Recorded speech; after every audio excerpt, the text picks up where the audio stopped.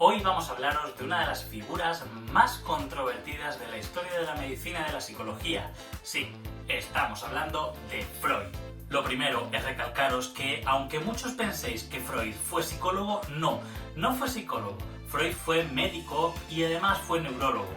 Y como detalle que igual no sabíais, es que Freud fue declarado enemigo del régimen nazi, porque era judío, así que tuvo que huir de Viena, donde estaba viviendo a sus muy largos años.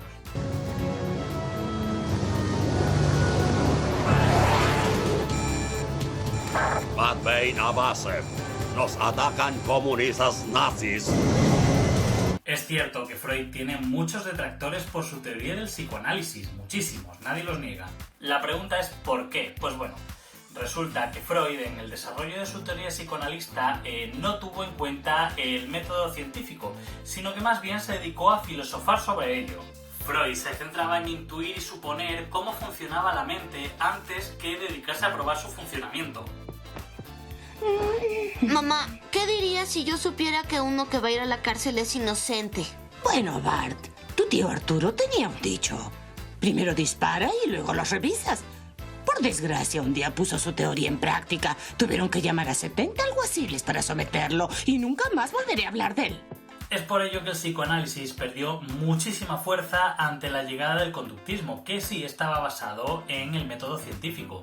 No obstante, hay autores que afirman que Freud utilizó toda la justificación del psicoanálisis para intentar validar su síndrome de Edipo, que recordemos que a día de hoy no tiene ninguna evidencia científica, al igual que tampoco la tiene la interpretación de sueños también propuesta por Freud, ya que ambos se basan en creencias. Y a pesar de todo ello, a Freud le debemos mucho. ¿Por qué?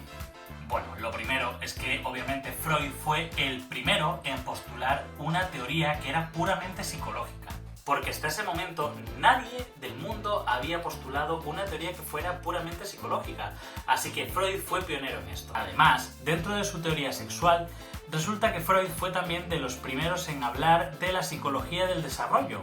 Explicaba cómo evoluciona el pensamiento de un niño durante la niñez y cómo va evolucionando hasta la adultez con sus reflejos y demás. Hasta este entonces tampoco se había hecho nada parecido, así que Freud fue de los primeros en postularlo. Errado o no, fue el primero en un campo inexplorado.